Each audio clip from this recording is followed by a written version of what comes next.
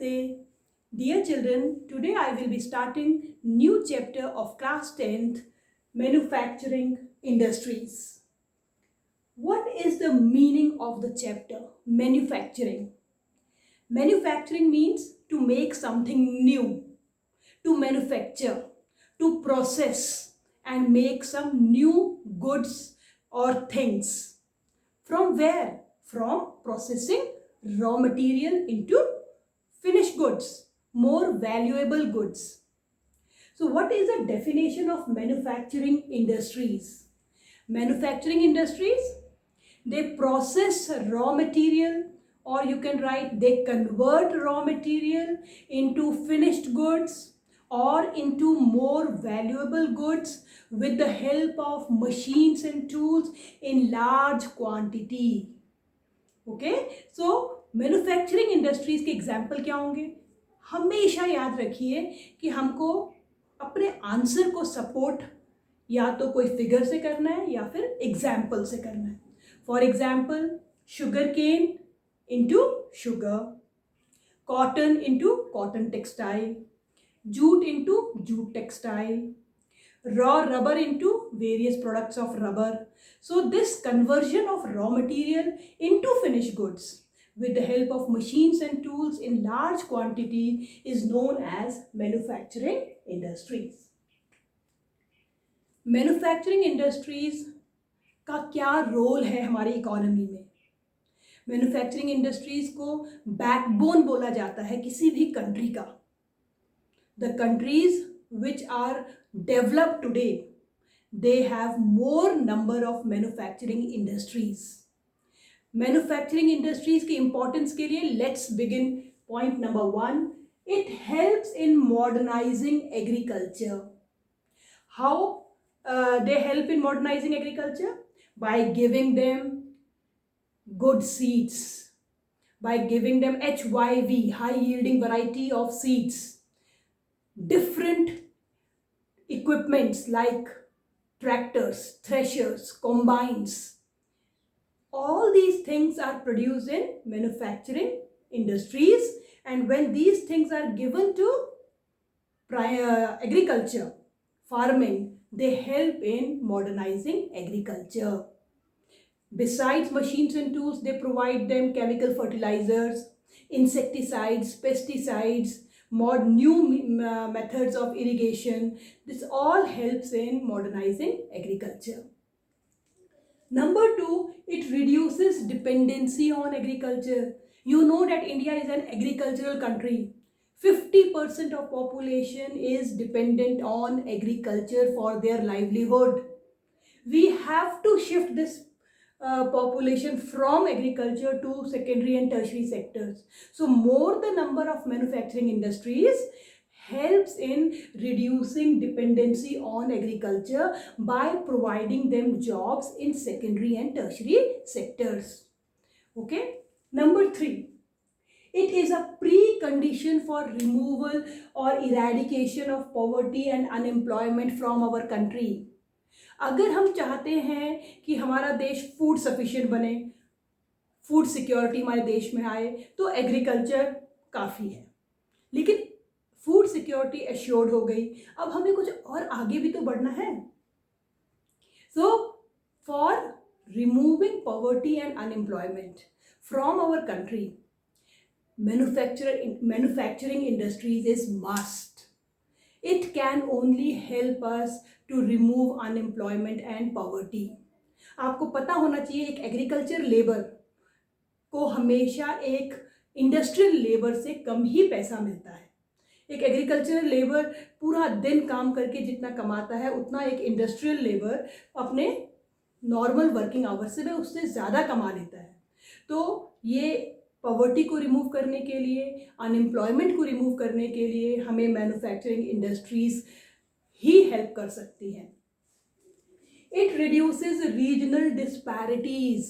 Regional disparity का मतलब differences.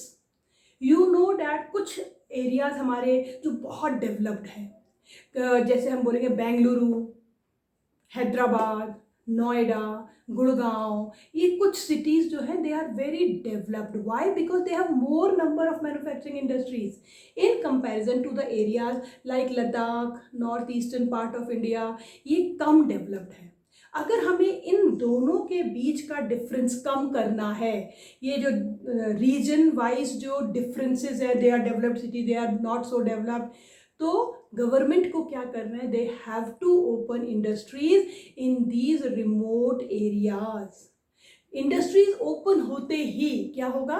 वहाँ पर लोगों को एम्प्लॉयमेंट मिलेगा, लोग वहाँ रहने लगेंगे, वहाँ पर रहेंगे और उस एरिया का भी डेवलपमेंट हो जाएगा. और धीरे धीरे ये जो बीच में जो डिफरेंस था रीजनल डिस्पैरिटी का, वो कम होगा only by setting up industries in remote and backward areas of the country. Export of manufactured goods, they fetch more foreign exchange in comparison to raw material. अगर हम किसी रॉ मटेरियल को export करते हैं, जैसे हमने कॉटन एक्सपोर्ट कर दिया, जैसे हमने और जूट एक्सपोर्ट कर दिया, बट कॉटन की जो प्राइस होगी वो इंटरनेशनल मार्केट में काफ़ी कम होगी. अगर हम उस कॉटन को रेडीमेड गारमेंट्स बना के एक्सपोर्ट करेंगे तो it will help us to earn much more foreign exchange for the country. So it will help in faster economic growth rate of the country also. ठीक है. So this is about the importance of manufacturing industries in our country. Okay, after this, agriculture and industry, they move hand in hand. They are interdependent. We cannot draw a clear-cut line between agriculture and industry. So, how we can show their interdependency? Agriculture depends on industries and industries also depend on agriculture. This interdependency, how you can say that agriculture and industry move hand in hand, they are complement of each other. इसको explain करने के लिए हमें एक बार हम लिखेंगे how agriculture depend on industry. पहले हम इसको एक्सप्लेन करेंगे with examples. How agriculture depends on industries. अभी अभी हमने पढ़ा था industries help in modernising agriculture by providing all modern inputs to agriculture. Industries help in modernising agriculture. Agriculture takes all the modern inputs like HYV seeds, like chemical fertilizers, pesticides and all big machines and tools, tractors, threshers, etc. from industries, and agriculture increases its production, it improves its quality also. Now in second we have to see how industries depend on agriculture. Industries also depend on agriculture for various raw material. There are so many agro-based industries. Agro-based industries means the industries which take raw material from agriculture. So they depend on agriculture. Like sugar mills, like textile mills, चाहे वो cotton textile हो, चाहे वो jute textile हो, all depends on agriculture for their raw material. So we can say that agriculture and industry, they move hand in hand. They depend on each other. Okay.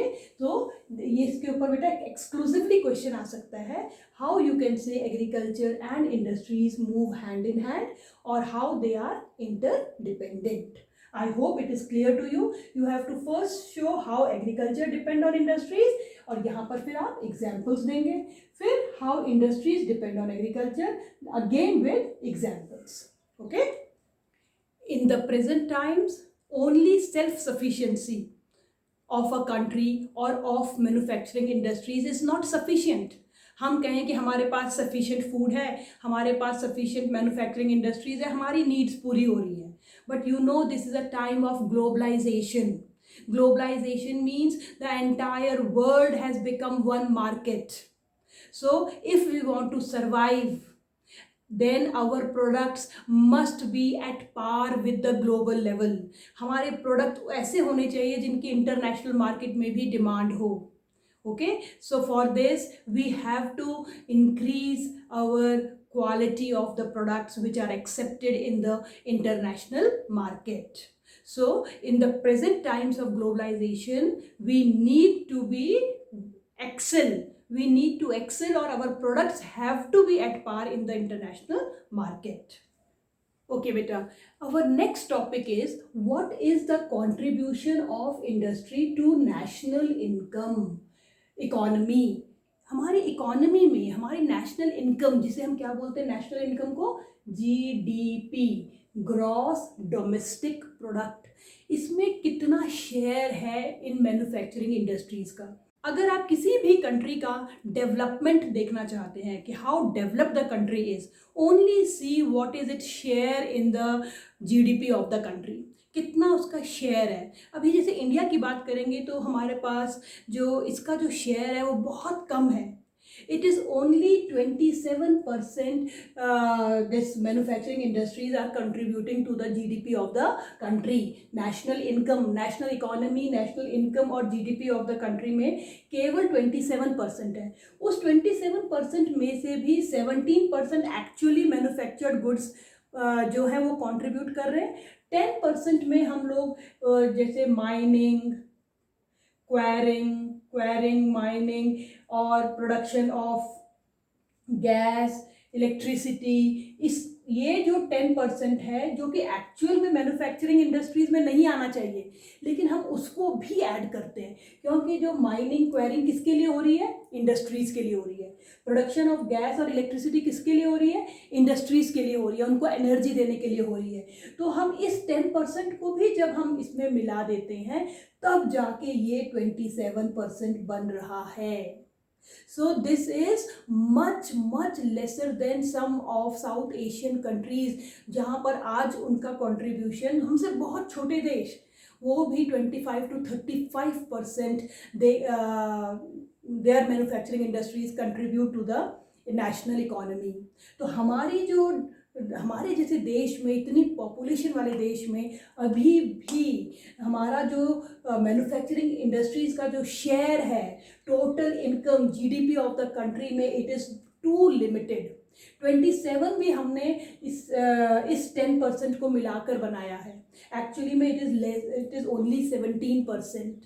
तो how to improve our industries, how to increase its share in the GDP of the country? One council was set up, its name was NMCC. इसका full form बच्चे याद करना है, National Manufacturing Competitiveness Council. ठीक है, जो हमारी growth rate थी या उस ग्रोथ रेट से ऊपर आना है. हमारी ग्रोथ रेट 7%, 8%, 9%, 10%, हमारा एम है कि हम अपनी ग्रोथ रेट को 12% तक लेकर आएँ. ठीक है, तो इस क्या करने चाहिए, क्या स्टेप्स उठाने चाहिए, क्या नई टेक्नोलॉजी लानी चाहिए, उन सब को रिसर्च करने के लिए एक काउंसिल का बनाई गई, उसका नाम है NMCC, national manufacturing competitiveness council. Competitiveness मतलब यही है कि हमारे प्रोडक्ट्स को इंटरनेशनल मार्केट में वहाँ पर compete करना है. अपने देश के अंदर हम जो मर्जी बनाएं, जो मर्जी हम प्रोड्यूस करें, वो सब कंज्यूम हो जाता है, लेकिन इंटरनेशनल मार्केट में कितने देशों का सामान वहाँ आ रहा है. जो सबसे अच्छा होगा वही खरीदा जाएगा. आप भी कोई सामान खरीदने जाते हैं मार्केट में, आप 4-5 दुकानों में जाते हैं, जहाँ आपको अच्छी क्वालिटी का कम कीमत में मिलेगा, आप वो खरीद लेंगे. सेम इंटरनेशनल मार्केट में भी है कि अगर हमारा प्रोडक्ट वहाँ पर गया और हमारा प्रोडक्ट महंगा भी है और क्वालिटी वाइज भी ज़्यादा अच्छा नहीं है, तो it will not be accepted in the international market. So हमको अपने मैन्युफैक्चरिंग प्रोडक्ट्स को कॉम्पिटिटिव बनाना है at the international market. Okay, now what are the factors for industrial location? कहीं पर भी कोई इंडस्ट्री लोकेट होती है तो क्या कारण होते हैं उस एरिया का इंडस्ट्रियली डेवलप्ड हो जाना, व्हाट आर द फैक्टर्स, ये हमने अपने जूनियर क्लासेस में भी पढ़ा है बेटा। इंडस्ट्रियल लोकेशन, कुछ एरियाज इंडस्ट्रियली डेवलप हो जाते हैं, वहाँ पर कई इंडस्ट्रीज आ जाती हैं। व्हाट आर द फैक्टर्स, क्या कारण है, इनको भी हम दो में डिवाइड करेंगे। सम आर फिजिकल फैक्टर्स जो वहाँ पर ऑलरेडी अवेलेबल है, नेचर ने दिए हैं, और कुछ होते हैं ह्यूमन फैक्टर्स जो ह्यूमन बीइंग और वहाँ की गवर्नमेंट करती है काम। तो नेचुरल फैक्टर्स क्या होंगे, अवेलेबिलिटी ऑफ रॉ मटेरियल, सबसे इंपॉर्टेंट है अवेलेबिलिटी ऑफ रॉ मटेरियल। जिस जगह पर रॉ मटेरियल है बहुत नेचुरल है कि वहीं पर उसकी प्रोसेसिंग स्टार्ट हो जाए, ठीक है। जैसे कॉटन सबसे ज़्यादा प्रोड्यूस होता है गुजरात, महाराष्ट्र, हमारी पूरी north western part of peninsular प्लेटो, तो वहीं पर कॉटन टेक्सटाइल मिल्स भी हो गई। आयरन, मैंगनीज, लाइमस्टोन, कोल छोटा नागपुर प्लेटो में बहुत ज़्यादा है, वहीं पर आयरन और steel industries, 5 public sector iron and steel industries वहाँ पर जाकर सेटअप हो गई। तो availability of raw material is one of the most important factor for localisation of industry. उसके बाद रॉ मटेरियल है, फिर availability of power, energy resources. Power अगर वहाँ पर है तो हर इंडस्ट्री को चलाने के लिए एनर्जी चाहिए, कोल है या पेट्रोलियम है या हाइड्रो इलेक्ट्रिसिटी है, तो वहाँ पर इंडस्ट्रीज लोकेट हो जाएंगी। नेक्स्ट है फेवरेबल क्लाइमेट। क्लाइमेट किसी किसी इंडस्ट्रीज के लिए बहुत काम में आता है। आयरन और स्टील को क्लाइमेट से कोई लेना देना नहीं, लेकिन for cotton textile climate needs to be humid. एक ह्यूमिड क्लाइमेट में जो कॉटन टेक्सटाइल इंडस्ट्रीज होती है वहाँ एस्टैब्लिश होती हैं, क्योंकि जितना ड्राई क्लाइमेट होगा वो धागा टूटता है मशीनों में, और जितना ह्यूमिडिटी होती है, ह्यूमिड क्लाइमेट, वहाँ पर वो अच्छे से चलता है उनकी मशीन्स में। तो humid favourable climate is also one of the reason for its localisation, industrial location. So ये जो 3 फैक्टर्स हैं हमारे, रॉ मटेरियल, पावर और एनर्जी रिसोर्सेज और क्लाइमेट, ये फिजिकल फैक्टर्स हैं और नेचुरल फैक्टर्स हैं। Okay, now come to human factors. Human factor कौन से होते हैं, स्किल्ड लेबर। अगर कहीं पर अच्छी स्किल्ड लेबर है, अच्छी क्वालिटी की लेबर है, जो cheap and available skilled labour, तो वहाँ पर भी इंडस्ट्रीज लोकेट होती हैं। नंबर 2, अवेलेबिलिटी ऑफ कैपिटल, पैसा, कैपिटल की बहुत ज़रूरत है इंडस्ट्रीज में for purchasing raw material, for setting up infrastructure. और सबसे इंपॉर्टेंट है फेवरेबल गवर्नमेंट पॉलिसीज़। अगर गवर्नमेंट पॉलिसीज फेवरेबल है, गवर्नमेंट सब्सिडी दे रही है रॉ मटेरियल में, गवर्नमेंट टाइमली हमारे प्रोडक्ट्स को खरीद रही है, और कई सारे इलेक्ट्रिसिटी, वाटर में सब्सिडी दे रही है, कम पैसे में हमको सप्लाई कर रही है। सब्सिडी मतलब मार्केट से कम पैसों में हमें अगर रॉ मटेरियल मिल रहा है, इलेक्ट्रिसिटी, वाटर हमको कम देना पड़ रहा है, तो these are also factors which are responsible for localisation of industry. इसके अलावा मार्केट फैसिलिटी है, वहाँ पर मार्केट कैसा है, ये सब फैक्टर्स मिलकर किसी इंडस्ट्री को लोकेट करते हैं। लेकिन इनमें सबसे इंपॉर्टेंट फैक्टर कौन सा है, the main factor is least cost. Least cost का मतलब क्या होता है, जहाँ पर भी मेरा कॉस्ट ऑफ प्रोडक्शन कम होगा वहाँ वो इंडस्ट्री लोकेट हो जाएगी। जितना कॉस्ट ऑफ प्रोडक्शन कम होगा उतना ही मुझे प्रॉफिट होगा। अगर कोई ये मार्कर है, अगर ये मार्कर मुझे बनाने में 10 रुपये लगता है, ओके, लेकिन कोई मैं ऐसी जगह में जाऊँ जहाँ मुझे रॉ मटेरियल और लेबर सस्ती मिलती हो, रॉ मटेरियल अवेलेबल हो, सब कुछ, और ये मार्कर मुझे 5 रुपये में मिलता है, तो मैं उस इंडस्ट्रीज को उधर ही लेके जाऊँगी, because I want to increase my profit. So the key to location of an industry, the key factor, the main factor of a location of an industry is the least cost. wherever these factors are available. It is not possible that all the factors will be available in one place. ऐसा मैं बिल्कुल impossible तो नहीं बोलूँगी, लेकिन थोड़ा मुश्किल होता है. तो अगर जहाँ पर हमें ज़्यादा फैक्टर मिल जाए और थोड़े बहुत फैक्टर्स हम अरेंज कर सकें, वहीं पर ये इंडस्ट्री लोकेट होगी, क्योंकि वहीं पर लीस्ट कॉस्ट होगी. जहाँ पर रॉ मटेरियल है तो हमें रॉ मटेरियल को ट्रांसपोर्ट करने की ज़रूरत नहीं पड़ती.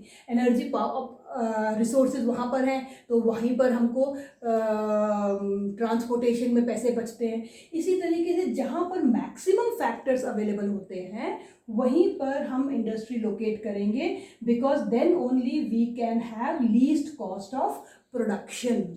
So this is one of the major, अगर आप 1 मार्क में पूछेंगे which is the factor which is responsible, which is the key factor which is responsible for location of industry, least cost.